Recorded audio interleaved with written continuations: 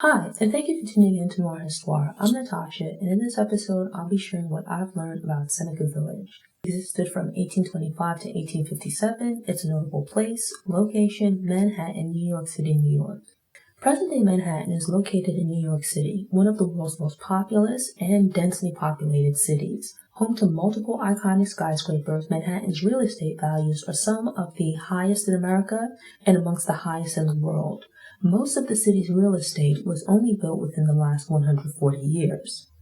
In the early 1800s, most of Manhattan's population lived and worked in Lower Manhattan. The area now considered Midtown was primarily farmland, and much of underdeveloped Upper Manhattan was rural or wilderness.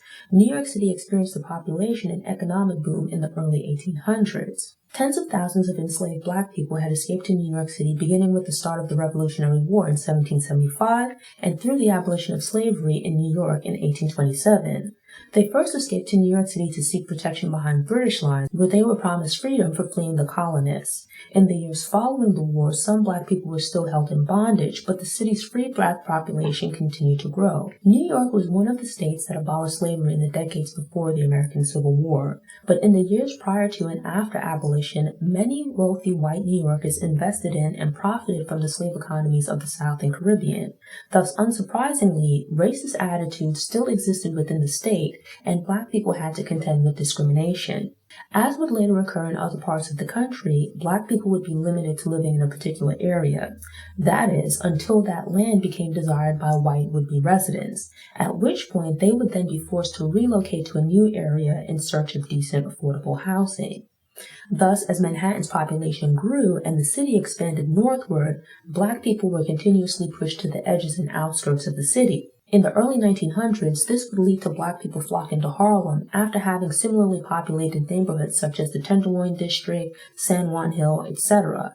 But this was also the case with the less well-known Seneca Village in the 1800s. John and Elizabeth Whitehead owned a relatively large plot of land on the Upper West Side.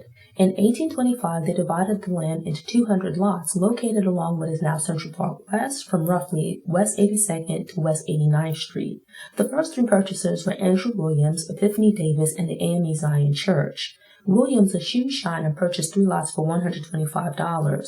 Davis, a store clerk, purchased 12 lots for $578, and the AME Church bought 6 lots. These purchases were significant for multiple reasons. Black people were not outright barred from voting in New York City. Although they were free, most black people in New York City had very limited job prospects as they were shut out of many lucrative professions and industries. Earning meager wages put land ownership out of reach for many black people, and voting rights were only extended to males who owned at least $250 in property. Purchasing and developing these lots gave more black men a pathway to qualify to vote. Another benefit was that purchasing lots outside of Lower Manhattan created a buffer zone. New York City's population was growing, but housing was not expanding at the same rate. Thus, Lower Manhattan was becoming very crowded, and poor quality housing was creating an unhealthy environment. In contrast, the lots uptown were spacious and weren't yet tainted by overcrowding or industrialization. The land was used by some to grow crops and livestock. Fresh spring water was readily available, and residents could go fishing in what was likely still a clean Hudson River. Seneca Village was eventually home to about 225 residents. About 2/3 of the population was black, a third was Irish, and a few were German. Living outside of Lower Manhattan granted the black population some independence and relief from much of the racial discrimination and hostility present elsewhere in Manhattan. Eventually, the village grew to include more than 50 homes, 3 churches, and one of the few schools in New York City that accepted black students.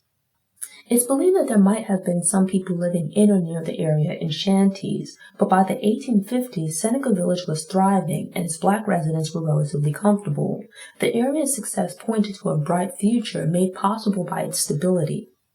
Unfortunately, Lower Manhattan's overcrowding continued, and the wealthy continued to make their way north. People went for walks in parks, squares, and even cemeteries around the city. But in the 1850s, it was decided that a large park should be created to combat the ill effects of congested city living. A New York state law was created to carve out 775 acres for the park, stretching from 59th to 106th Street and across from 5th to 8th Avenue. The state used the practice of eminent domain to take ownership of the land. There were court cases to block the forced acquisition, but the state eventually won out. While landowners were compensated, they had no real choice but to accept the amounts offered, which some felt and some presently believe undervalued the properties. All of the residents in the area were forced to move by 1857. The residents scattered rather than relocated en masse to recreate their village elsewhere. Seneca Village was demolished a year later when work began in Central Park.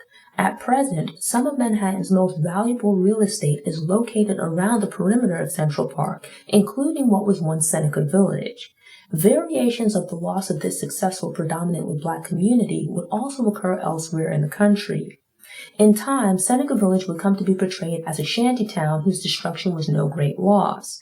This later occurred in the 1950s to 1970s when Black communities were destroyed in part through condemnation and abandonment to create highways and other new developments under the banner of urban renewal. Thanks for tuning in. Show notes and sources are available on the Noir Histoire website via the link in the episode description. I'm working on creating downloadables and infographics, so keep an eye on the website. These Black History Facts are released every Wednesday, so if you enjoyed this episode and want more, subscribe to the channel, click the notification bell, and check out my Black History Facts playlist.